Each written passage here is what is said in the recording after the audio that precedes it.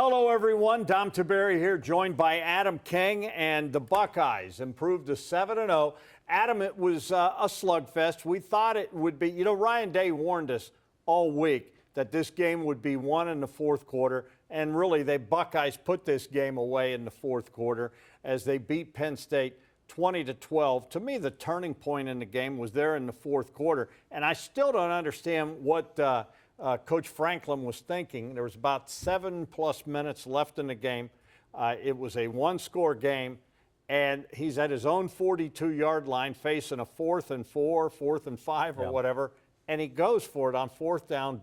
They had struggled offensively the entire game, and, you know, they give Ohio State a short field because it was an incomplete pass. I guess I'm glad he did that, but I don't understand it. Well, he said in his post-game presser that he was worried they wouldn't get the ball back, which I think is interesting because if there's one thing everybody kind of took away from today when you look at the Buckeye offense, it's that the run game was scrapping for yards. I mean, when you look at 24 carries for just a little more than 60 yards for Mayan Williams, I mean, that's not a great yards per carry there. So you think you're going to give the ball back to Ohio State, and if they try to bleed the clock, I don't know that Ohio State is able to move down the field there. I think it's interesting he said that because didn't they get it back at least 2 more times? They did get it back 2 more times. 2 more times. One of the times they drove down the field and scored. You know, Dom, you should have been there. I don't understand. I thought it was a very interesting call. I think the turning point of the game, though, I think, you know, years from now when we look back on this game, it's going to be the Kyle McCord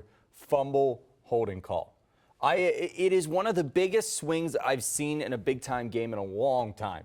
When you think about the idea that they went from being up 7 points to then you're down 7 points, when you look at that swing, that just takes a toll on your defense in a big way. Although the flag did come. Oh, the flag was 100% a good call. It was a good call. It came before any of that other stuff happened. It was a holding call for sure. I just couldn't. I think when you look at that, if it's not a holding call, we're talking about a whole different ballgame. And Ryan Day said as much after the game, but he agreed. The reason that Kyle double pumped there was because they were holding on to Marvin. Yeah, and Penn State now has lost, what, 7 straight now?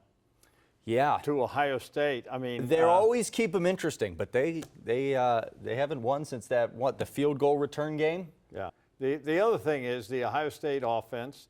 You know, they really didn't. I don't think they had 100 yards running, did they? I don't believe so. No, and you know, it was one of we knew Penn State. Statistically, and Ryan Day kept bringing that up, statistically they had the #1 defense in the country. He also brought up the toughness factor. Mm-hmm. 2 things he brought up in his postgame. I thought Penn State was pretty good, pretty stout against the run. Mayan Williams told me after the game he was going to be quite sore. He had, 24 carries for 60 yards or whatever? Just a little more than 60. Yeah, he was, and he had a couple nice runs, but every run they got, Penn State was making it a mission, which I guess they said, all right, you're going to beat us throwing the football. And you know what? You have Marvin Harrison Jr., I'll take those chances. And they beat him throwing the football. I will say I thought it was interesting, and Penn State fans will disagree with it, but when you look at that game, it felt like a lot of missed opportunities for the Ohio State offense. Oh, yeah. There for a little bit, they stalled out, but Ryan Day said in the end, when you look at the score, you want to be happy you won, but boy, it felt like they should have won by a lot more. The offense got down the field a couple times where Penn State, they had good drives. They just could not finish the drives off. And when you look at Penn State's offense, and I'm sure we're going to talk about the defense here because it stole the show, it felt like they couldn't get anything going, where Ohio State, they just couldn't finish things. But this is, the thing is, I wanted to say, you know, you're looking on Twitter and you're looking, everybody's upset. Of course Ohio State's offense struggled. This is the best defense statistically in the country. This isn't, you know, Maryland's a great team, but this isn't Maryland. Well, this was the best defense they faced. And it might just be the best defense they face all year, although I'm sure there will be some Michigan fans that disagree with that. Yeah. But, I mean, you're talking about a defense that was #1 in scoring, and they held Ohio State to 20 points. I will say this. I think Penn State was probably the best defensive team Ohio State's played this year. Yeah. I can't say the same offensively. They got a lot of work to do with that quarterback. He threw a lot of balls and a lot of them into the ground, a lot of them way high. He was off. Now, I will say this. He's just a sophomore, and he is going to have nightmares because he's going to be seeing JT Tuimoloau coming at him. He's going to see Sonny Styles coming. He was sacked 4 times, and when he wasn't getting sacked, he was running for his life. He was getting pressured. And, I was hoping, and Ohio State was so close, I kept yelling that they need to get an interception, and they were so close, and they didn't get it done. But I thought, if you look at this game, I thought, there's no doubt the Ohio State defense won it. And I've had people talk about, hey, we got to do this. I remember a team in 2002. Yeah. That won a ton of close games. Yeah. I remember Holy Buckeye. Remember where Illinois, that Illinois game. Well, remember Cincinnati. They nearly lost to the Bearcats. And yet they just kept winning, and they kept winning, and they kept winning. And they won close games. They won it with defense. And I believe, now the true test, do I think the Silver Bullets are back? Yes, I do. Do I think the defense is fixed? Yes, I do. Do I think that the true test is going to be that last game up in Ann Arbor? Yes, I do. And Michigan looks to be every bit as real as anything. I mean, they keep beating everybody the way they should.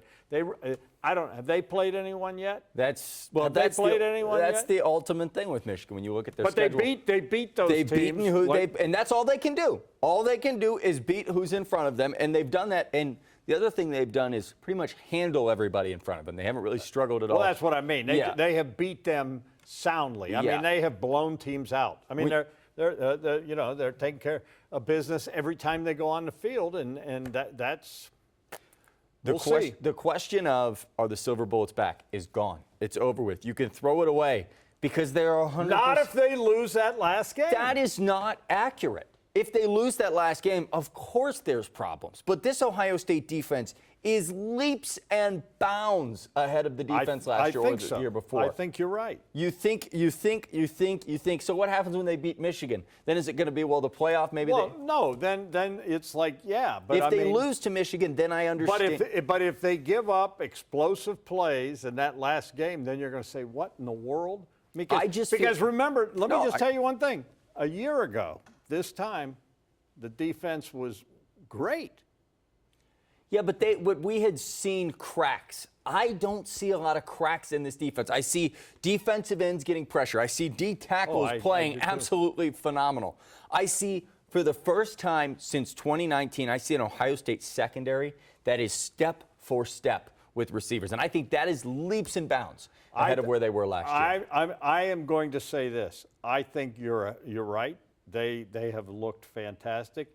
I think they are the reason Ohio State beat Penn State. 100%. But again, to me, the true test is not until that game up in Ann Arbor in November. And if you ask the Buckeyes, they will say the same thing. Yeah, they will too. And you're not Ryan wrong. Day will say we have not arrived. Yeah, which is a good thing. He would actually chastise you for saying, hey, they've arrived, and because you know why? I'm not the only one. I think the entire college football world is looking at that defense and saying, wow, they've arrived. There was a guy named Woody Hayes that was the coach, and he would tell his players, if someone comes up to you, like Adam King, and sings your praises and tells you how good you are, kick them in the shins unless they're a 90-year-old lady, because they're trying to make you soft. They're trying to make you soft. And make you get big-headed. Let me say this. And Ryan Day follows that philosophy. Let me say this. They have not arrived. I can promise you that this Ohio State defense and offense is not listening to anyone. No, they listen to Adam King. That's it. They listen to all of my takes, and they turn the radio off. What does Adam Turn the TV off. Wait a minute. Jack Sawyer goes, Dom, I can't talk to you today. I want to listen to what know Adam's take. And I told him, I said, Jack, please don't kick me in the shin. I thought you played phenomenal. Yeah. They all are that way. I'll give you a good example. Cade Stover, when he came out, and I think you heard me when I said, dude, that catch. Yeah. I said, that's the kind of catches we will see on Sunday in the NFL. And he goes, really? I don't think so. Well, that's just Cade for you. But I love no, that. but that's a good what thing. you want. 100%. I don't. They're not getting. They're not. He should have kicked. He should have punched me. Because if Woody was here, he would have punched me, saying you're trying to make my players soft. We can at this table say that the defense looks phenomenal. The Silver Bullets are back. They were. That does not mean that anything is answered until Michigan, when it comes to the overarching success of this team. But give the defense the game ball. Give I agree 100% all the game balls. Give them out. There's 15 of them. Offensively, they'll be fine. They played the just- best defense in the country. Kyle McCord is growing. They have Marvin Harrison Jr. As long as they have number 18, and when they get number 2 back, they'll be in good shape. the most important thing, Kyle did not have an interception today. Now, he did fumble the ball, but you got it back and all that. But he has only had 1 interception so far this season. That's wild when you think One about that. interception. And today, he played against the best defense In the country. No interceptions. Ball secured. Now, there were a couple passes that made me nervous. Well, every quarterback has those. You are not wrong on that. There were just a couple. But I thought. Can I get one big takeaway from today? Not overarching with the defense. One thing that you think is going to carry over? Yeah, I think what's going to carry over is the confidence, the swagger. The swagger. You know, John Cooper used to say, I want to see a swagger with my team, especially the defense. And I know it's an old saying, but defense wins championships. I like the fact that the defense still has that chip, that it's us against the world. They're still not happy with what happened a year ago. And while guys like you are going to sing their praises.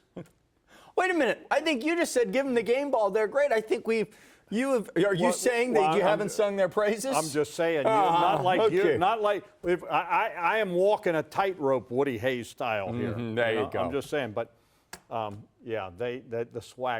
swagger appears to be back, and I love Tommy Eichenberg, once again leading tackler, once again a man of few words, but he loves coming up. He loves doing a quick interview with me, and he's a man of few words. He is a man of few words. But words. I will tell you what, he is the most polite kid. He's a great kid. And they all are. Right? They all are, but I'll tell you what, I would go down a dark alley or in a foxhole with Tommy Eichenberg, because that dude is as tough as they come. We are off the rails. No, I would. Well, he's as tough as they come. I don't disagree with that. You want to mess with Tommy? I steer clear of alleyways and, what did you say, foxholes? Foxholes. I'm very aware of foxholes. I don't go down them. All right, do me a favor. Keep it on 10TV and 10TV.com for all your Buckeye needs. He's Adam King. I'm Dom Tiberi.